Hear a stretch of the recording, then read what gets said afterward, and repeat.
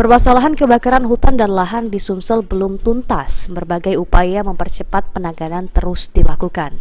Menurut PJ Gubernur Sumatera Selatan Agus Fatoni, saat ini ada tambahan personil dari kepolisian sebanyak 30 orang. Selain itu, teknik modifikasi cuaca atau TMC akan kembali diperpanjang sepekan ke depan. Selain itu, pembuatan sekat dan kanal-kanal di wilayah Karhutla, salah satunya di Kabupaten Oki, telah dilakukan untuk pemadaman dan pembasahan lahan. PJ Gubernur Sumatera Selatan Agus Fatoni menghimbau kepada masyarakat yang ada di kabupaten kota untuk terus berdoa sehingga kabut asap yang melanda Sumsel dapat teratasi. Turun pernah nol sama sekali titik apinya, tapi juga kadang-kala naik.